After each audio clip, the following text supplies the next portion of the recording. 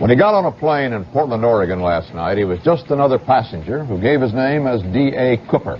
But today, after hijacking a Northwest Airlines jet, ransoming the passengers in Seattle, then making a getaway by parachute somewhere between there and Reno, Nevada, the description on one wire service, master criminal. 36 passengers got off the jetliner in Seattle last night, left aboard 4 crew members and the hijacker, dressed in a business suit demanding $200,000 and carrying a plain briefcase which he told the crew held explosives. With the full ransom collected from Seattle banks and 4 parachutes aboard, the plane headed for Reno. It took 3.5 hours, slow for a jet, but the hijacker had given detailed flight instructions. The rear stairwell was open all the way. It arrived at Reno in shreds. The crew, here being debriefed by the FBI, was told to fly low over Oregon's flatlands with the flaps down. The speed dropped to 200 miles per hour. Somewhere, the hijacker parachuted away with the money. From the historic Haunted Heartland in Omaha, Nebraska, my name is Brian Corey, and it is my pleasure to welcome you all, young and old, to this episode of the Necronomicast, the finest in creepy conversations. Joining me tonight for a late-night conversation is Thomas J. Colbert. He's a consultant, writer, producer, former media executive, and the co-author of The Last Master Outlaw. That's a book that documents his 5+ year cold case investigation of the D.B. Cooper hijacking. The hijacking that captivated not only those in the United States, but all over the world. Is it unsolved? Thomas and I don't think so, and you're going to hear all about it as we talk about his book and also the brand new Netflix documentary, D.B. Cooper, Where Are You? And now calling in on the Necronomicast Newsmaker Hotline. From the cockpit of a Boeing 727, Flight 305, hovering over Thousand Oaks, California, it's my pleasure to welcome to the show, Tom Colbert. Tom, I'm so excited to be talking to you. How are you tonight? Great to see you, Brian. Thank you for having me. We're very excited. Yeah, my goodness. D.B. Cooper has been just so fascinating to me for all these years, and it plays right into the topics of the show. I like to talk the mysteries of the universe with the paranormal and what lies beyond, and also true crime. But the mixture of the mystery of the unknown and true crime, just this case of D.B. Cooper, and really your fascinating book. I sought you out because I was reading The Last Master Outlaw, which is a fantastic read, just so thorough and so complete of an investigation that thank you for taking all my emails and agreeing to be part of this conversation. Well, thank you. And in regards to the book, I always like to point out Tom Solicy is my co-writer, and the team were the editors, our FBI guys. And I always tell people, I'm the ringmaster. They're the lions and tigers. They're the ones that solve these cases. And I'm just lucky to have this 40-member team. Yeah, this cold case team. And we'll get into that, the genesis of that whole project. But yeah, you're the ringmaster, which is good sometimes, and sometimes it really is was very difficult for you, especially with this D.B. Cooper case. So I'm excited to talk about it with you. Yeah, me too. So Tom, the reason that you're on the program is because you are just such a powerful investigator, and you wrote this book. But what led you in your career, just to catch my listeners up to speed, about you have incredible credentials and an impressive resume, and it wouldn't do it justice to have me just read it off a sheet. Can you tell me a little bit about yourself for my listeners? Well, sure. And I like to tell everybody, I've decided literally in the last 6 months to tell the story of how I got involved in Cooper. And then actually to understand the story of Cooper, you have to go back 1 year. And the year before, I was sitting and watching the Rose Bowl on January 1st of 70. And suddenly my eyes started going on and off and my head was gonging. And I ran back to my folks' room, fell asleep, woke up, I felt fine. And my dad, who's an MD, said, "We got to take you into the hospital." Well, I fell into a coma. I was literally in a coma in the elevator. And this was 1970. There were no brain scans, no ultrasounds. They just had to dive in. And they found a bleed. And the bleed happened because About 2 weeks before, I had 4 teeth pulled out. And it turns out I was allergic to the anesthetic. No one knew it. And so the doctors who looked at it and saw the hemorrhage said, "You need to get your things in order," they told my parents and my 6 brothers and sisters. And mom got her black dress. They were all prepared for a funeral. And suddenly, a week and a half later, my eyes opened up. And I'm looking, and there's my folks over me with sags like this. "What's going on?" I'm saying. And they both said, "We don't know why you're still here." And my dad came back to the bed 5 minutes later and leaned in, and he said, "You need to find out why you're still here."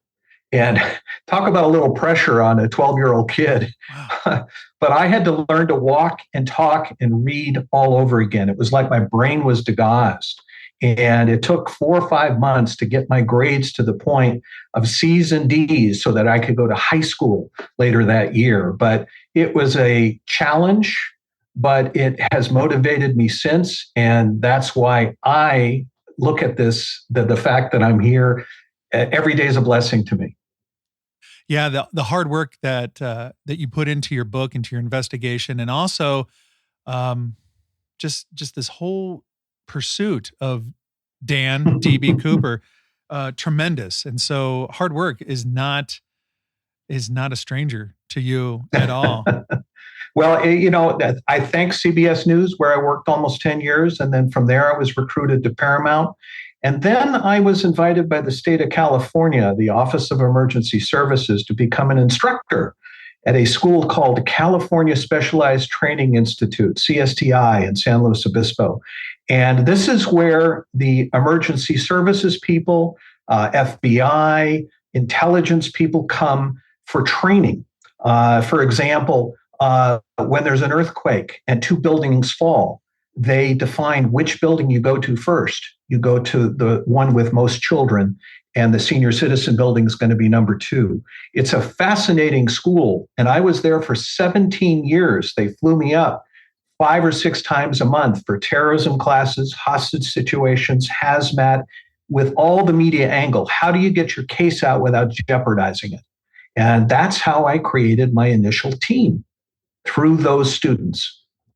What led you to take on this case? I hate to call it unsolved. Please don't take that as an insult or any kind of criticism of your work at all. Because as far as I'm concerned, I think you guys nailed it. Well, thank you. Yeah, thank you. But how do you start from there and tackle this this incredible case, just this piece of American history? Well, I would like to just right up front talk about the unsolved aspect. Make sure the audience goes to thecasebreakers.org, 3 words, and you can see, you click on the plane right on the first page, and you will see the evidence on why we know it's D.B. Cooper, Mr. Robert Rackstraw. And the reason we know is that the evidence is clear. And that's, in essence, how we began this journey. I was approached by a cameraman I knew in Las Vegas. I worked with him in the 80s. And in the 90s, he calls me out of the blue and says, "Tom, there is a guy in the casinos who has to get something off his chest." I sat him down, and that's how this former drug dealer was working with a partner of Robert Rackstraw, D.B. Cooper. And that's when we heard the story. It just came right into our lap. And this was the gentleman that knew about the money that was found on the banks of the river, correct? Yes. Yeah. Yes. One of 2 drug dealers that was told by Rackstraw's partner, Dick Briggs was his name. He was a cocaine runner. And Dick Briggs had planted the money, and he said to the 2 drug runners at a cocaine party right on the Columbia River, he said, "You see that family right there? They and their son are on the North Shore there are going to find some of my money." And these guys are like, "Oh, he doesn't even look like Cooper," and this and that. Right. And he just says, "I'm just telling you. You want to meet the family?" And they said, No. We got to get on a run. So they're running. Their route was all the way down to Phoenix, where they dropped their cocaine. But on the way, in Reno. They're in a hotel.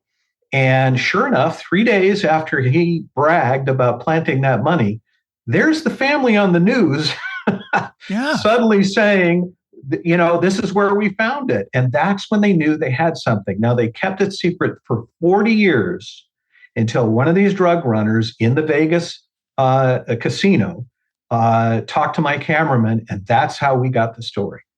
Right. So this Dick Briggs, who was, he did not resemble in any way, physically, any of the physical descriptions of D.B. Cooper or Dan Cooper. But yeah, he had this story, and it proved to be true. A couple days later, the Ingram family, they were on the news. The little boy, Brian, the little boy finds this money, and then lo and behold, they find like almost $6,000 of, and there's no dispute. It wasn't just money that they said was D.B. Cooper's money. This was money that they, through the serial numbers or whatnot, they found out that this was at one time in his possession somehow. Yes, absolutely. And when he was all coked out, like you said, he's telling everybody they're going to find this money in a couple days. Now, let's go back just a little bit. Like Rackstraw, what I'm reading about him, and we'll get into like the FBI and all this stuff too. But you're a professional investigator, and I do it recreationally. I've been reading about D.B. Cooper. I read this book here, this book there. I watched this documentary. I remember your History Channel documentary that you were a part of back in 2016. I've just been following the case ever since I was a little boy. My dad was always talking about D.B. Cooper, this and that. And, I've heard the different suspects like Richard McCoy or Dwayne Weber or William Gossett, or they even thought John List for the murderer, the family annihilator, was even, rumored to be D.B. Cooper. But Rackstraw, just reading about this guy, and just a career criminal, but yet at the same time, just an uncommon smoothness about him, or just smoothness in terms of his ability to lie and to manipulate and to get exactly what he wants when he wants. Incredible character. He was a narcissistic sociopath, and that was diagnosed by a former FBI guy after hearing and seeing him on video. And what was fascinating is that we got his old report cards, believe it or not. His sister provided all the report cards, and there are his D's and F's, except in shop and in cars. He was into engines. Now, he fit back then, they didn't call it that, but he was ADHD, and it's been diagnosed that way. For example, when he went into the library one day, he reads about cannons. Well, his dad is a bulldozer guy, and he has clay pipes. Well, what does Rackstraw do? He makes a cannon with one of these clay pipes, and he gets it looks like a bowling ball. No, he gets a cannonball, and he fires it off in the woods above Santa Cruz. And the sheriffs come and they say, you can't do this. Dad didn't even know it. He got in trouble. But my favorite story is he went into the library again, and he finds a book on gliders, handheld gliders. Well, he figures out the math and does one huge so he can jump off a mountain. When his mom heard about it, she tied that glider to the side of the kitchen window so he never jumped. This is the type of guy he was. He was brilliant, but at the same time, he had to have his guts in the story if he's going to be involved. Sure. And so he was a fascinating character.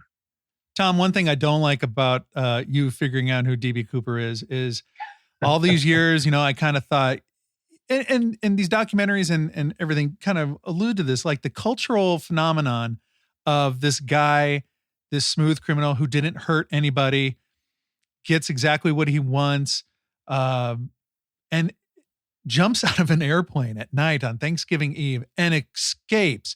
There was like a Robin Hood sort of a kind of a thing, anti-establishment, kind of an anti-hero kind of a thing. But Rackstraw, he was a real son of a bitch in a lot of ways too. With his marriages, abuse of alcohol, drugs, women, just infidelity. Killing his own stepdad. Well, yeah. I mean, I was getting to that too. Yeah. I mean, yeah, the man who actually hid him after jump, he wound up killing him. yeah. Yeah. That's important to remember. Yeah, and his sister too. I mean, he just robbed. I mean, if he could get $1 out of you, it seemed like he was going to get that Yes. $1.25 out of you. Yes, he had no conscience, and that's what his sister emphasized. And again, on the website, people can see the video of the sister talking about growing up with Rackstraw. It's a fascinating.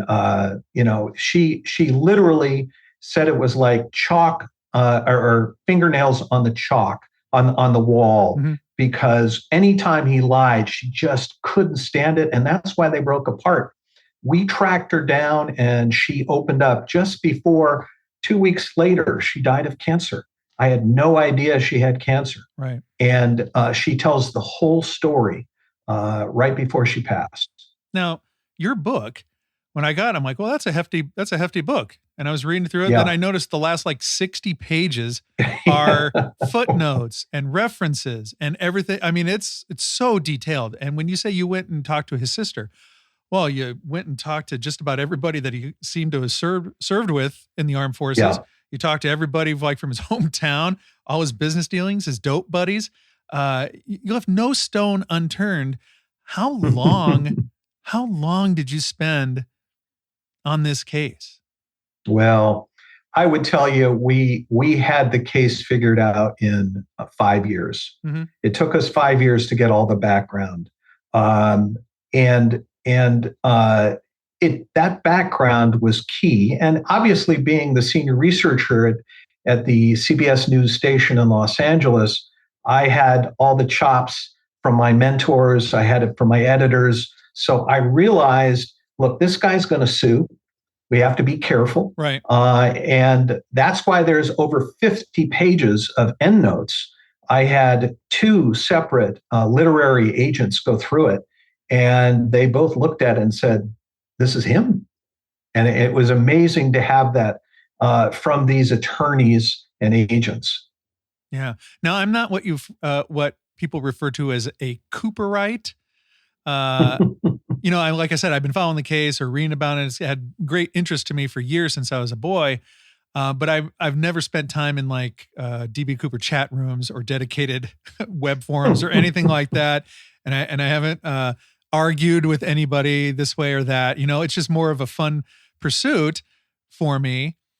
But Rackstraw, just he had this strange career in the military that, yes, reading through it, well, first of all, he lied about his, college experience. He lied about this and that. He lied about what awards he got or was awarded in combat or in the theater in Vietnam. But yet he accomplished many things in the military. It seemed like if he would have not had that narcissistic trait, just his intelligence and part of his work ethic, he could have been very, very successful in the armed forces. I mean, he had some success, absolutely. Oh, absolutely. And he was always thinking, how can I build my career? We all remember the stories of attorneys who used to monitor scanners to go to the accident scenes first, when they were opening their groups. Well, Rackstraw was working and repairing choppers when he would overhear when generals got in trouble in the jungle. And he would fly in and rescue them. He became the go-to pilot for all the generals. They fought for him. In fact, he was the pilot for the general in the Cambodian incursion. I mean, this guy's like Gump. He's been described as like Gump. He's everywhere. Mm-hmm. He shows up when he knows it's advantageous to him. And that's why he is such a character.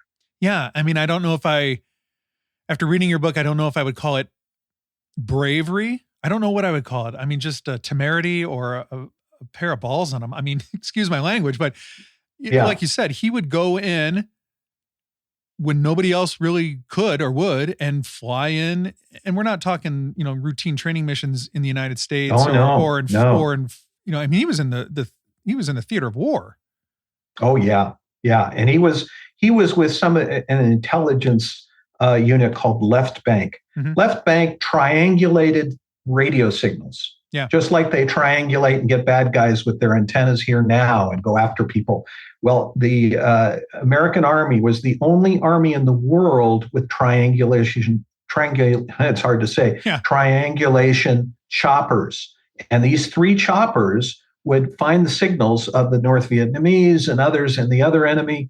And that was what he wanted to be in. And when one chopper crashed, that's when he suddenly left the garage and found the lieutenant colonel and said, I could do that. He says, are you going to pass a top secret clearance? He goes, yeah, absolutely. They trained him for 8 weeks. And then the lieutenant colonel found out he couldn't pass top secret clearance. Right. He got drunk at 16 and set his jail cell on fire. I mean, he had all sorts, at 16, fake IDs, drinking at that age. So he was booted after those weeks. But it just showed you the gumption he had. Yeah, and guts. That's what it always comes back down to too. Like, I've read about these different suspects or people that they think could be responsible for it, but it's always missing something for me. And I find it in Rackstraw, just that abandon, the guts, the temerity. I don't even know what the correct word would be, but for somebody to go through with it, this D.B. Cooper crime, to hijack a plane with a bomb or a fake bomb, to make these demands and to be calm and cool about it. Yes. Calm and cool. Sitting on that plane, asking this stuff wasn't as harrowing as flying a chopper in war to go rescue a general, So it's almost like this was not a cakewalk, but it went according to a plan. You know what I'm saying? Yeah. He spent about 4 months, 3 to 4 months preparing, and he had a small plane. He had 3 planes and 2 planes and a chopper. None of them were with the FAA. He stole them. Right. And so he was flying up there as a Swiss chalet owner, visiting America. And he had an accent and he let his hair grow. And what was he doing? He was basically mapping out how he was going to jump exactly and how and where it would be. So he had that. And of course, at nighttime, he'd sleep on the couches of college students, of wealthy couples, and say, I'm here. And he had this thick accent. It's just a fascinating, he is, you couldn't write this part. If it was made up in Hollywood, no one would believe it. Yeah. No, forgive me. The name was Norman D. Winter. That's right. Which is you probably read. We believe he picked up from the parachute school, because that was founded by Winter, the famous person in Band of Brothers. Right. And we believe that's where he picked up that name. So if people aren't familiar with this part of the story, it was kind of funny to me, because what a grifter. Like you said, these months, he said he was almost royalty. And he had his own plane, so he kind of flew in, and he was experiencing real America. He wanted to go and he wanted to be, he wanted to have an American experience. So he went to this, and so he was telling everybody, that he's basically a baron from where was it? Where did he say he was from? Sorry. Baron Normandy Winter from Switzerland. From Switzerland, right. Right. And so people were like, oh my. And so he would go and tell them stories and he'd have like a sad tale, like, oh, I can't convert my money or something like that. Can I bump $20 off you? Can I have $100? Can I sleep on your couch? Can I have dinner? And so people are like, oh yes. Because he talked an impressive, a good game. What a manipulator. And tens of thousands of dollars by the end of it. Yeah. I mean, you talked about he wanted to experience America. One of our favorites, we tracked somebody down who said he was working in the fish factory, where they would catch the fish, bring them in, and he was learning how to. And he worked there for like 3 weeks just to experience America. And he took the yellow garment that covered so you wouldn't have the guts flying at you or anything else. He took it with him and he said, I'm bringing this back to Switzerland. I have outfits of all of the things that I did. I mean, just crazy. And these people, I'm not gullible. Yes. Gullible. I'm not calling him that because I wasn't there, and he talked a hell of a game. Oh, and, yes. And then, I don't blame any of them. No. And then he's saying things like, I'm going to fly all of you to Switzerland for Christmas. Yes. And everybody's like, oh, yes. Oh my. Yeah. So they all fell for it. You remember the one thing is with a couple that was in Astoria is the name of the town, yes. Very small town. Yes. And a couple went to Europe and they tried to reach him because he was supposedly from Switzerland. Right. Well, that got back to him and he responded to them and he said, I'll alert the staff that you're coming. There was no home. There was no staff. Oh, it was, it went on and on. So lying about his education, lying about some of his combat experience, lying about his Swiss lineage as this assumed character, lying to his 3 ex-wives, 3. Yeah, he wound up, the last one, that's a great story. Remind me to talk about the last divorce. Yeah. But he had 22 identities. 35 criminal titles, 4 felonies in 5 countries. My God. And 3 families. Yeah, I mean, he's off the scale. And just think what he could have done if he did it for good. Right. And it pulls off the D.B. Cooper heist. And he must have had, I don't know, dozens of these businesses, just securing loans using other people's credit or their other people putting up their houses for him because he talked a good game. I mean, he destroyed or ruined lots of folks, or a lot of people were left in his wake for sure. Yes.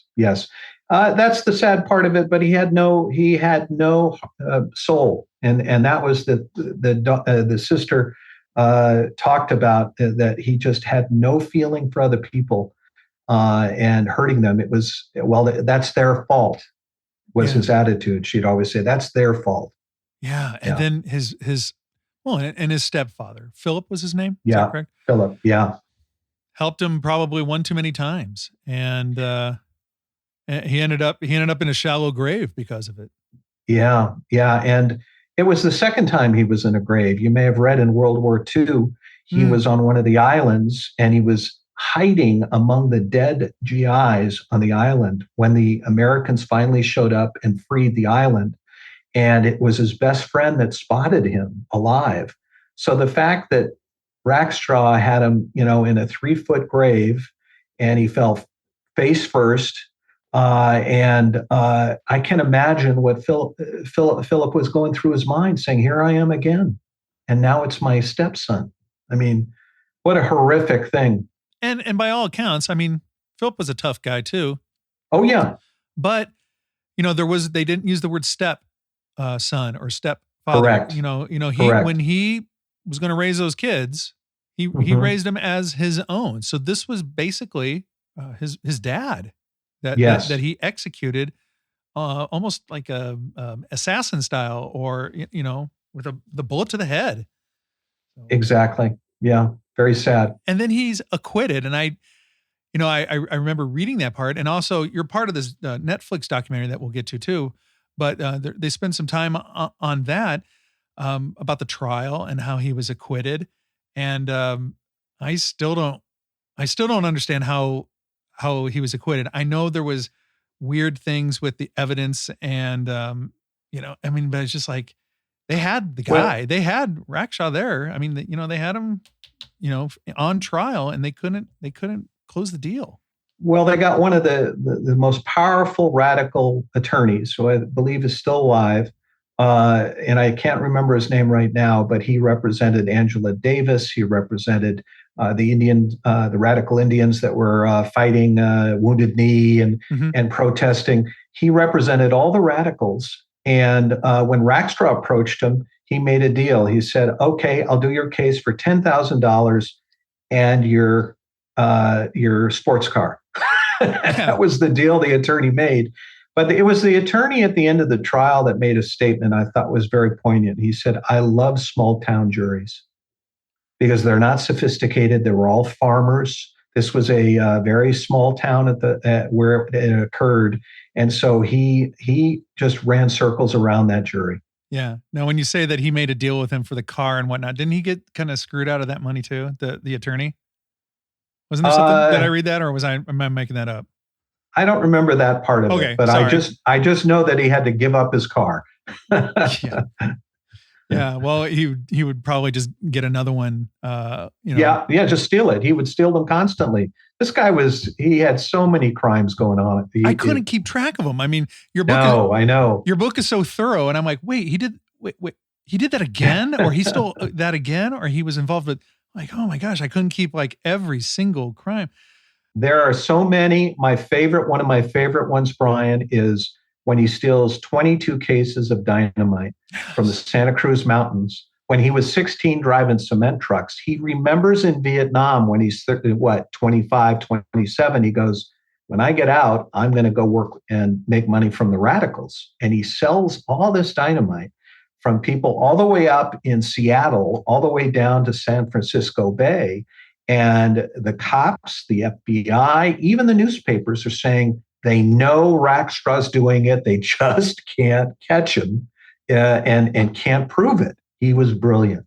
Yeah, a lot of his crimes or his elusiveness reminded me, and my wife, who watched the documentary series with me, a lot of Catch Me If You Can. Yes. Yeah, Leonardo DiCaprio. That was purposely done that way. Yeah. Like even the choice of soundtrack, right? The choice of soundtrack, the score, and the visual parts of it too, the artistry of it. So I will have to tell you though that most of our team wasn't very happy with the documentary. Oh, I understand. You can understand, and as I've told people, look, this is a different time now. People get their information from social media, and they're not reading books. Right. And so, being a researcher, I'm overboard. I have so much information, and I understand not all of it could be there, but it was entertaining. It was a character sketch. It was characters. And the best part was our team looked like the adults in the room. Oh, that's something I was going to point out too. You guys, time and time again, with all of your members of the cold case team, over 40 law enforcement, well, you'd say, law enforcement professionals, retired forensic experts, journalists, researchers. You assembled not just 3 or 4 guys, but 40. 40. We have purposely did that because we have a journey that we're planning after these 4 or 5 big documentaries, and we'll talk about that later. Remind me. Yeah. But the whole point was, look, there's not enough tax dollars in the world for more cops because they're all racing to crimes. And as my dad, the psychiatrist, used to say, he said, there's an awful lot of moms and dads, but not very many parents anymore. Yeah. I'm not blaming the parents because, look, it takes 2 to work to put a roof over your head now. Mm-hmm. And because of that, the kids are running wild. I tell you that story because there are no more cold case teams. Only 5% of the country has a cold case team now. That's where we see these volunteers expanding around the country. And we can talk about that later. But that's our goal, is to augment the law enforcement. And we have some very exciting things coming down the pike. Yeah, not in competition with law enforcement by any means, but to complement them and to cooperate with them for sure. These cyber sleuths, because they have the time, and so many things like, every newspaper is pretty much you can get through newspapers.com. You can go through archives and things like that. And then if you're going to be an old gumshoe, you can go to the library, you can go to Hall of Records, you can go to microfiche. There's people have time and resources to dedicate to that law enforcement, like you just said, can't. Especially in this age of defunding the police, Yeah, I'll give you an example. Yeah. We can call these people anytime on our team. I've only met 1/3 of them. 2/3 I haven't even met. They just trust us, my wife and I. Yeah. And so we were up there when we got tipped after we sued the FBI and they wouldn't work with us. We found the parachute, and we were given very specific directions from the last living person who was told where it was. And you got to go 1,500 feet down to a particular spot. And we hiked into an area that in 1971, when it was buried, was 10 miles from the nearest home. So we get all the way into this spot and we find something in the ground, and it looks like to us a parachute piece. Well, it also looked like it could be a potato sack piece. Right. So what do? We wind up calling the head of forensics right here in Ventura County. The sheriff gave me permission. And I said, we're trying to figure out if this is, parachute or a potato sack. And he said, take a little strip, try to light it. Really? Yeah, try to light it. So we held it up and it smoked. It smoked and dribbled. And he said, that's a parachute. It was dunked in protective, non-flammable material. I mean, that's how they work. And that's how it's wonderful. Yeah, because in previous wars, they found out that, they would catch on fire if they were shot. You remember that? Yeah. Yeah. And then you'd fall to your death. So yeah, they made them flame retardant. And so you light a piece of it and it starts kind of melting and not being consumed like in a fire, but melting, kind of breaking down that way. Yeah, that's right. You didn't burn it all, did you? No. We gave the pieces to the FBI, and that was the last time they spoke to us in 2017. Right. Because they had told us after the first doc, hey, if you find the parachute, we'll reopen it. Oh boy, did they go silent after we found it. And that's sad. And I know if you look at today's headlines, not getting political, but once again, there's always something that the FBI is doing or not doing correctly. And it's another, there just seems to be so much tarnish there. And all you're doing is trying to find out who did this. You're not, you know what I mean? And it just seems like they're almost, since you have a quote in your book, there's the first rule of dealing with the Bureau is not to embarrass the Bureau. Is that right? Yes. Yeah. Yes. And that was J. Edgar Hoover's line. Mm-hmm. Yeah. And one of his senior people, a pioneer in the forensic division, told us that line and said, you're going to run into trouble. And we did. And Comey was in charge when we were in the middle of this. And the 7th floor said, we're going to introduce you to the agents up there. We had a cooperating senior member of the FBI who was assigned by the FBI to be our liaison. Tom Fuentes was his name. He's on the record. He's in the first document, and he's also in the book. He came in October of 2015 and said, "This is the greatest case I've ever." I'm quoting now. "This is the greatest case I've ever seen. It's a 9 out of 10, probably Cooper. I will take you. Yes, I'll take you to meet the agents." And 5 months later, after the FBI negotiated 18 of the top pieces of evidence out of the show with History Channel, suddenly they say, well, we're not going to do a circumstantial case. Well, 90% of cases are circumstantial, but they said, no, we're just going to, and they put it in that giant warehouse that, Raiders of the Lost Ark put stuff on the shelves.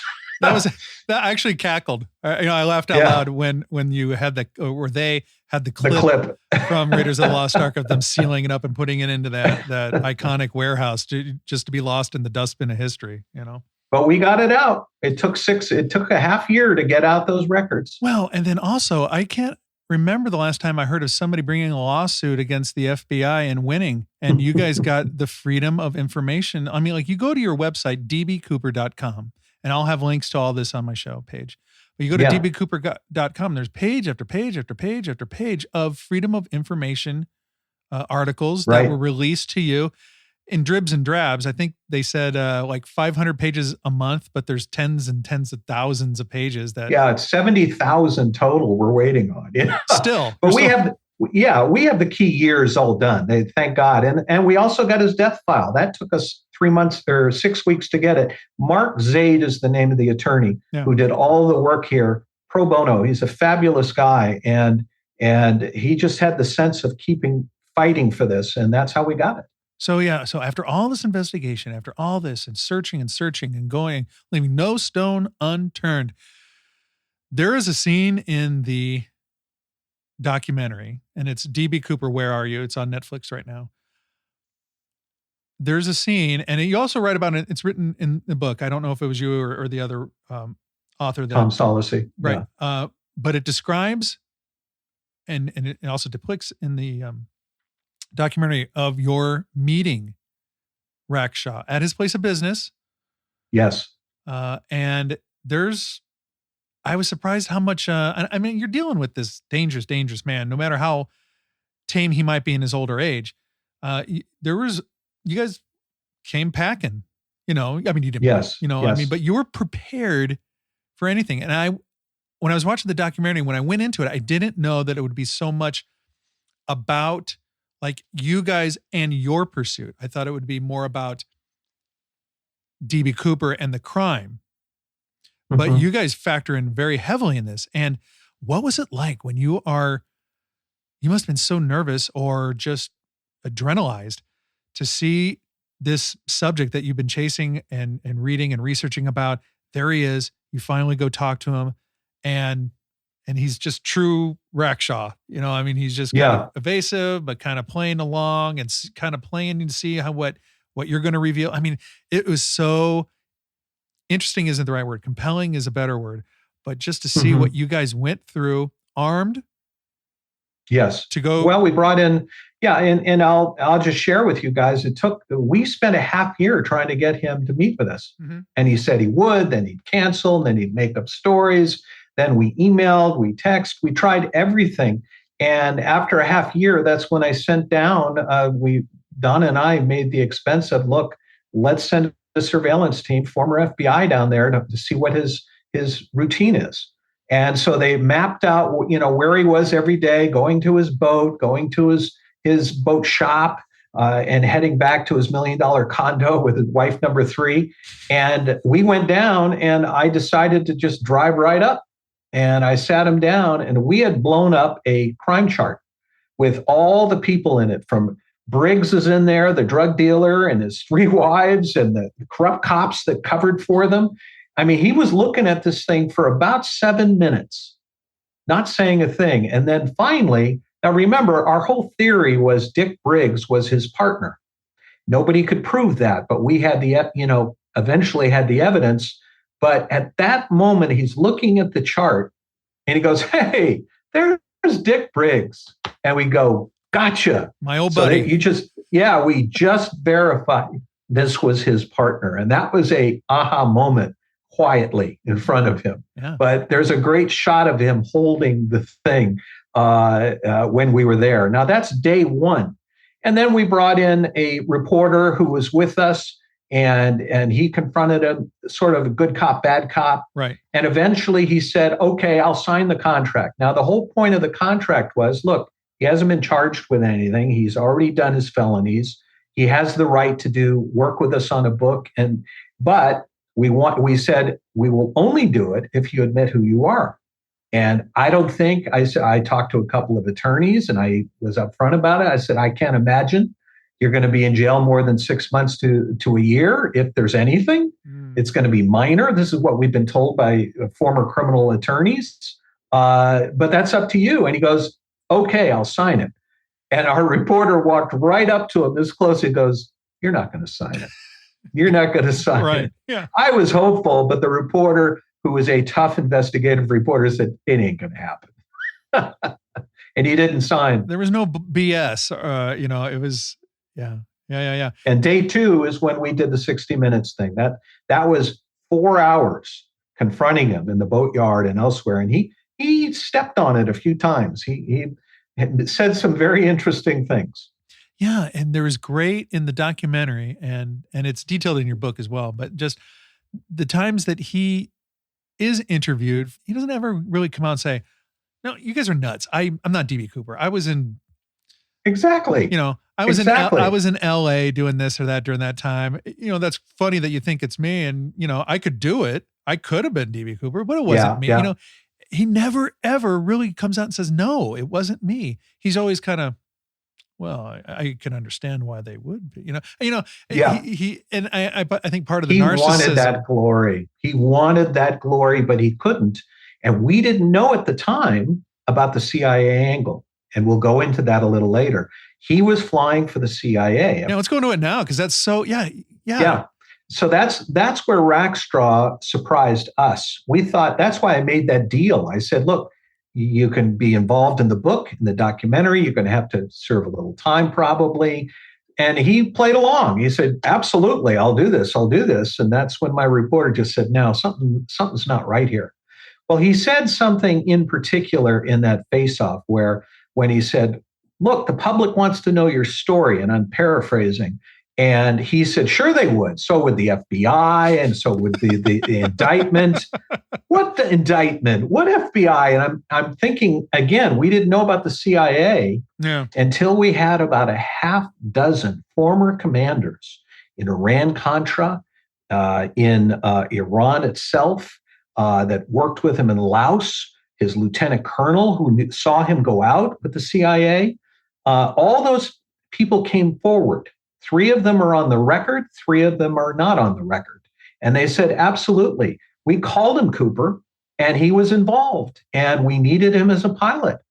And so not 1, 6 evidence. And that's why we were comfortable at the end in front of the 7th floor and the FBI when we said that the FBI is covering up, stonewalling, and flat out lying about the identity of D.B. Cooper because he was a CIA pilot.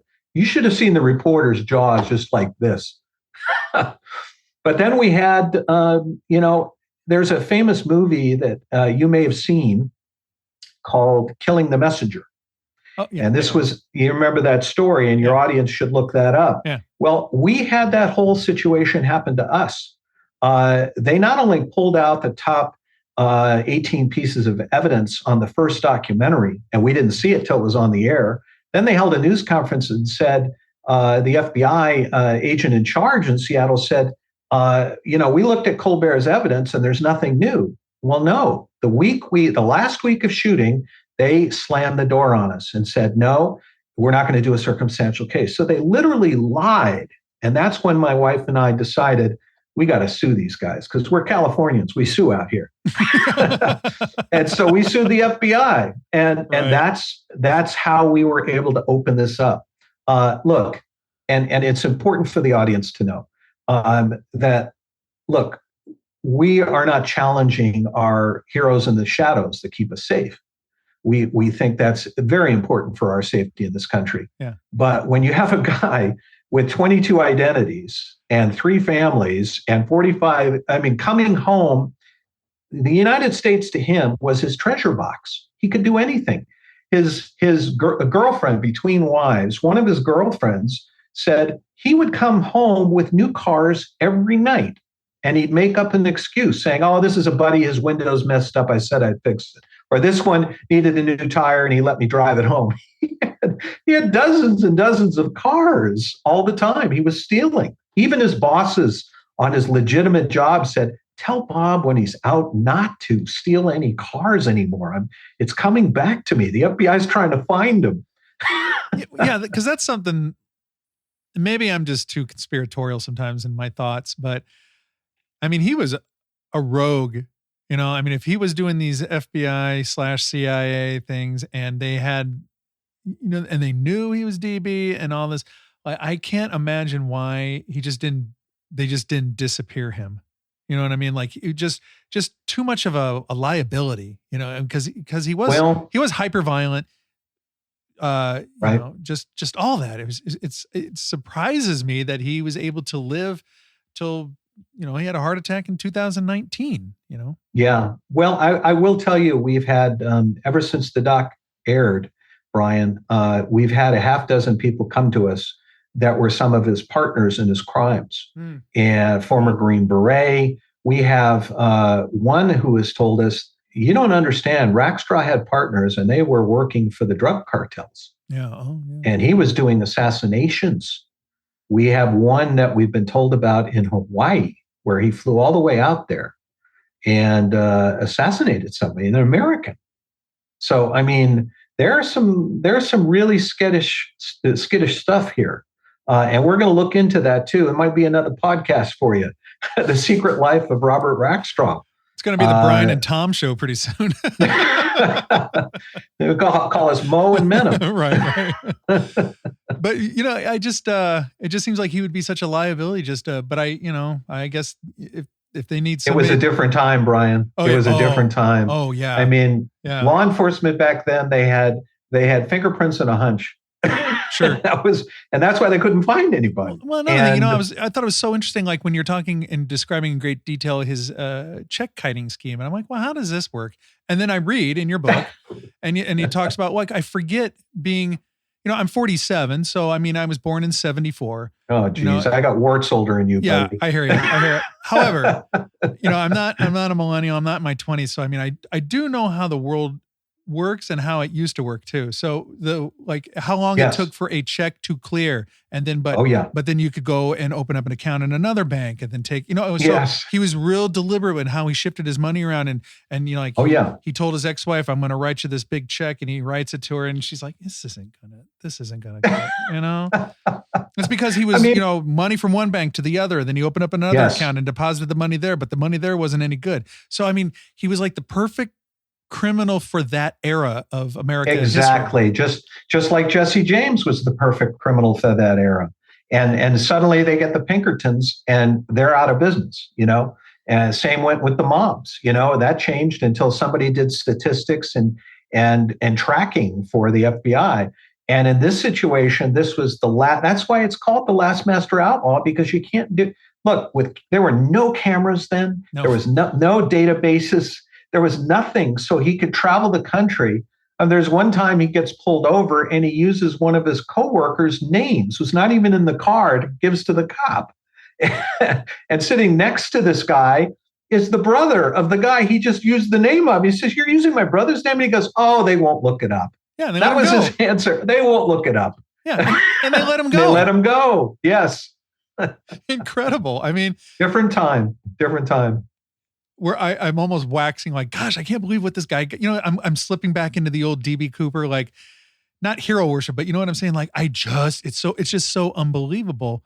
It's unbelievable that a guy in 1971 would jump out of a plane and live with the money and all that. But that's just, that part of it is just, it's not always the most fascinating part of the whole story, just the hijacking. Right. You think the hijacking would be the pinnacle of it, but no, I mean, it is a weird and warped and twisted and convoluted, sad, crazy tale. It's unparalleled, I think, in American crime history. And that's why it's so fascinating to me. He was the second person to try to do it. Did you hear about the first? This was a Canadian airliner. And he had a rifle with him, and he was sitting in the middle of the seats. And they brought money to this hijacker, and he put the gun down to take the money, and they jumped him. And so Rackstraw obviously said, "I'm going to sit in the last seat so no one's behind me." Right. So that was the first case, and they caught that guy. But then Rackstraw figured it out.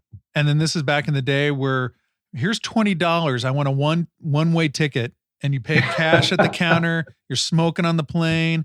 Exactly. The documentary does a good job of showing how the attractiveness of the female flight attendants was a perk or a selling marketing point for the airlines back then. It was a much different time. A lot of Frank Sinatra songs were written up there. Fly me to the moon. Absolutely. I know that tune well. So now let me ask you just a couple like personal things. Like I know you spent a lot of money over the years, chasing this case, but there's a part of the documentary, and I've heard you describe it other interviews too, where you were working feverishly, almost like 20-hour days. You're only getting 4 or 5 hours of sleep at night, and your health became compromised. Like you. Physically, there was like mentally, not a mental breakdown, but like you checked out. Yeah, I was actually, I can work 5. If I get 5 hours of sleep, I'm fine. But I decided that week I'm going to try to do 4 hours, and I tried. The first night I did a 4 hour, my brain had just wiped, and I just said, I can't even type. I don't even know. And my wife took me down to the TV, and I sat there for about an hour, and I was fine. But it was an interesting moment because we'd been working since the first tip, and that was 5 years, and then of course another 2 or 3 to get it on the air. So Yeah, I took very care. I'm not a drinker. I have my usual meals, and I can function in research very well. But by shaving 1 hour, that's what suddenly I had a limit, and I notched that back. So yeah, it was an amazing moment, and that never had happened to me before. Incredible. And I'm just wondering, like, they kind of alluded to it with some soft music and whatnot, but when Rackstraw died, where were you when you found out? Did you get a call? Did you hear it on the radio? Did you see it on Fox News? There was a clip of Fox News showing Shepard Smith talking about him dying. Yeah, yeah. I mean, like, how did that affect you? Well, I want to bring that whole in context if I can. Of course. And that was we were not getting any cooperation because the FBI kept spiking our stories. I mean, we had 4 packages cut for the networks, and every time they called the FBI and said, "Can you confirm this or can you give your side?" they'd say, "No, that's national security. We can't do it." All 4 of our stories were spiked. We had 8 producers wanting to do a second documentary with all our evidence of the parachute and the codes and this and that. Every one of them backed out when they talked to the FBI. In fact, the FBI told one of them, "If you do this, we won't work with your channel again." I mean, this is what was happening. So when Rackstraw died in 2000, what was it? 19? 19. When he died, I realized I had an opportunity to avoid the FBI. And that is, I planted it in 2 tabloids in London. And the FBI couldn't touch it. And so a producer, Fulwell Entertainment is the company, one of the co-founders called us after reading it in his paper. And thank God the FBI couldn't shut it down. But after reading the IC, or the Investigative Chronicle, with all the evidence and the cover-up by the FBI, Leo is the name, the co-owner. The first thing he said on the phone when I said, "Look, Leo, we don't have to do the whole story of the corruption and the FBI. We can just focus on the evidence, let the audience hear it." And he goes, "With all due respect, I won't do it unless we can F the FBI." That's what he said. With all due respect. Yeah. And so we were thrilled, but unfortunately, Netflix had other ideas. They wanted to make it sort of a he said, she said show, and that's their prerogative. But that was the moment when we found out he passed. That's when Mark Zaid tipped us, our attorney. And he said, he didn't know what I was planning. And I said, okay. And then I realized this is the only chance we're going to be able to do it. So we sent it to England, and then we told the American media. And look, he was a father, a grandfather, a great-grandfather, and that's the way I attributed it to him. I attributed it to his family. And I said, he is a father, a grandfather too. And in all due respect to the family, we're sorry he's passed. That had nothing to do with the jump, that dealt with the family. And so that's how we treated it.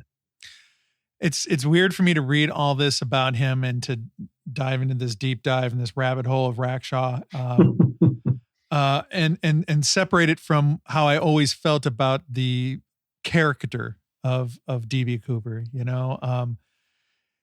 Something that it's hard for me to reconcile sometimes. Especially like the fact that during that crime, the hijacking, he didn't lay a finger on anybody. They said he was even the stewardess. I'm trying to remember her name. She even came Tina. out, yeah. Tina. Yeah. Mm-hmm. She came out and even said that he was polite, congenial. Yes. Soft, not soft spoken, but direct, but calm. And so there was not a lot in Rackstraw's past that made me feel like he could pull it off personality wise. But I guess, that's just one thing of me. I mean, he obviously did it. So, well, he was a ladies' man, and he could con anybody, and he loved he loved talking a good talk. And he would tell stories that are totally made up, and other ones were real. You couldn't pick them apart because he's so careful with his storytelling. And the fact that all 3 of those stewardesses, though, had PTSD afterwards. Oh, and even to this day, they don't remember any of the details For example, Tina, 10 days after her interview, she called back the FBI. And your people can see this in the casebreakers.org. She called back and said, I forgot to tell 7 stories and 7 things he said. So she had to be re-interviewed all over again. Sure. Then 2 FBI agents wanted her to be in the book. But after interviewing her, both authors, FBI authors, said she not only won't be able to testify, she can't even remember it. They can't remember anything. Oh, yeah. So, hey, look, if you had a gun in your head in a liquor store, you'd be the same way. It affects your life forever. And that's what happened here. And a lot of these interviews were conducted decades later, and your memory doesn't get better over time. You know? Right, George. I mean, Brian. Right. Now, before we get to these other cases that the cold case, I just had this one quote at the very end of your book. When all is said and done, this case demonstrates how doggedness and perseverance can bring to light and solve one of the 20th century's most baffling mysteries. Pursuing it and uncovering so much additional evidence linking Rackstraw to the crime was its own reward. And that was from U.S. Attorney Joe Rusinello. Yeah, Rusinello, that's a great quote at the end of your book, man. 2-time U.S. Attorney, a law school director. He's still on the team, and he's fabulous. And when they go to actually not Case Breakers, but dbcooper.com or the website, you can read all the quotes. We had even my old mentor, Connie Chung, is up there talking about the team. There's all sorts of people on why they believe it's him. And, that's a blessing to all of us and to my family with the way they stood up. So now that you've solved this case, thank you. There you go. And with that, I will still watch other people's documentaries or check out other books just for fun, just because, like I said, this case is just, why not? It's incredible. But I mean, you laid it out here, and I'm fine with calling it case closed. I don't know who else in the world could have pulled something like that off, but the team. No, I mean, who would have pulled off that crime? That crime. Yeah. Now, tell me a little bit about. Now, I saw you're doing something. You're investigating the Zodiac killer. You've got a lot of things going on. What's cooking now? Well, the goal is, Donna and I decided after this 10-year journey, we've decided that there are 3 stats that the public needs to know, because you're not going to hear them on television. And the 3 stats deal with here's the stats: 250,000, 6,000, and 5%. There's 250,000 unsolved murders out there, folks, where people have just vanished. It grows by 6,000 a year. And only 5% of departments now have cold case teams. So we have decided that this team is going to transition. And that's why they chose the 4 biggest mysteries in the country. They said, look, if we solve these mysteries with our team, we're going to be able to go into any town, into any police department, provide evidence, provide equipment. No one's going to question them. And DB Cooper, in both of our minds, is solved. We are now working on Zodiac. Mm-hmm. And we have labs working on Zodiac. Where there's going to be some comparisons between forensics. We have DNA. All these labs are working for free. All the department members that are working, that former department members on our team, are working for free. They love working with the public. And the days of, when a child is missing, they used to go in, and you may know this, Brian, they would check in a year later and say, here's an update on your daughter. We're still looking for her, but here's the news. Yeah. It doesn't happen anymore.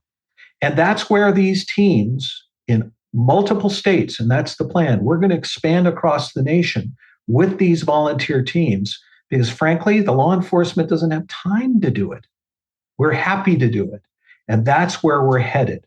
I don't know if that's a roundabout answer to your question, but redirect me if I went off on a tangent here. No, I think it's important work, and you're driven by this mission to pursue justice, and I think it's very admirable.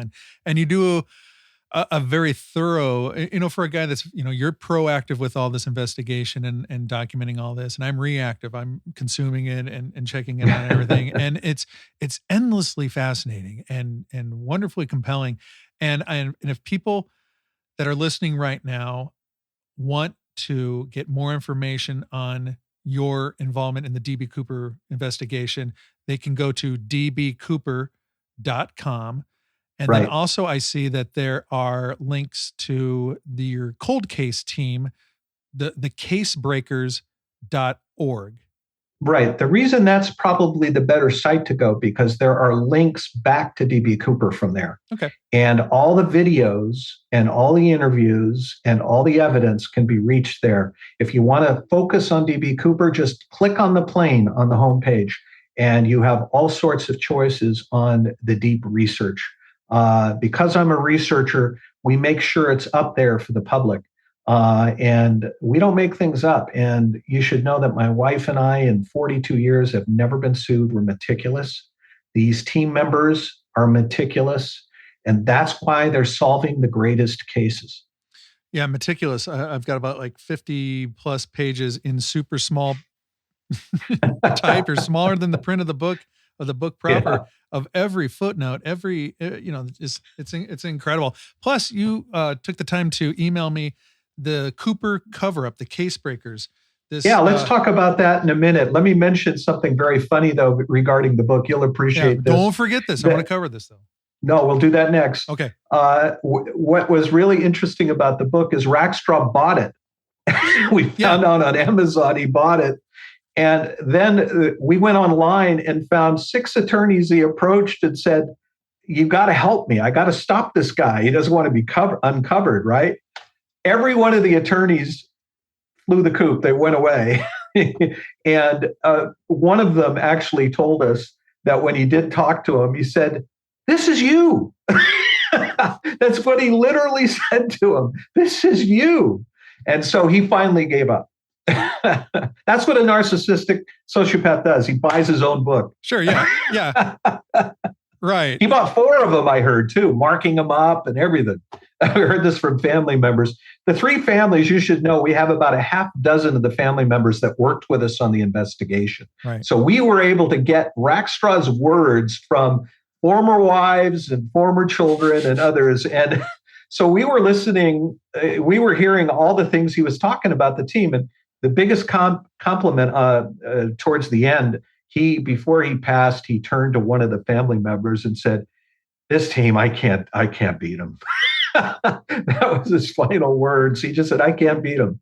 Incredible. Yeah. And when he bought it on Amazon, he probably used somebody else's credit card. Probably. Stolen. All right. So let's talk. Okay. So you sent me this 18-page, summary, compilation of. It's a lot. Yeah. I mean, holy cow. I mean, so thorough. we wanted to lay out, and a lot of it is up on the websites. They'll be able to see that when they click on to casebreakers.org. You can go down to some of the same information. But what was important to know is that the FBI covered this story up from the very beginning, when the CIA suddenly said, wait a minute, you can't work. I went all the way up with one of my detective sergeants on the team, all the way to Seattle, when we introduced ourselves and said, "We have a suspect. His name is Robert Rackstraw. We think he could be involved. Would you guys like to work with us in sort of like an America's Most Wanted collaboration?" And they said, "No, but go ahead." Then we got a written agreement that says, "Yes, we will take your evidence." So we worked our devil off for 5 years. And then suddenly the CIA gets wind of it and said, "You can't work with this guy. He's one of our guys." I mean, that's in essence how it was paraphrased to us from our 6 people. Yeah, just amazing. Well, an amazing book, The Last Master Outlaw, the award-winning conclusion of the D.B. Cooper mystery. I got the 2nd edition here from the Case Breakers, Thomas Colbert. I'm telling you, Tom, what a treat. I didn't have quite your pursuit skills when I was booking you on my show. But I'm so glad that we found this time to speak together, because I found just a fascinating case. It was just revealed to me in a whole different light, thanks to your decades of work and your professionalism and your integrity and your journalistic investigative integrity, man. My hat's off. Thanks, Brian. Thanks, Brian. And I will tell you that, as we come along with, keep an eye on our other projects coming. Atlanta child murders, the Hoffa case, and Zodiac. All of them are coming down the pike, and I'd be happy to come back on the show and tell your audience about it. Tom, you are welcome here on the Necronomicast at any time, just to check in and also to share the fruits of your labor. I appreciate everything that you do, and I really appreciate this time talking to you tonight. And I'll pass that on to the team because they deserve it. Thanks so much. Please do. God bless you guys. Take care. Well, there we go, everybody. Thomas J. Colbert. I really enjoyed talking to him. Oh, my goodness gracious. And it's funny, like, I've been trying to get him on the show for a while. Super busy guy. It was really hard to pin down a time. And then this Netflix documentary came out and blah, blah, blah, blah, blah. But we got it done. Getting the job done here on the Necronomicast. My next assignment for you to listen to. In 2 weeks, join me for episode 233 with psychic medium Cindy Kaza and broadcast podcast legend Dave Schrader. Dave Schrader's going to be a guest on my show. Let me just think about that for a second. Wow. They're going to be on the show talking about their new show on Discovery Plus, the travel channel, entitled The Ghosts of Devil's Perch. Can't begin to tell you how excited I am to have them on the program. So, don't go anywhere. Like, subscribe, leave a review. Ladies and gentlemen, I do this all for you. Haha. Have a great night. Thanks for listening. Now go get some sleep.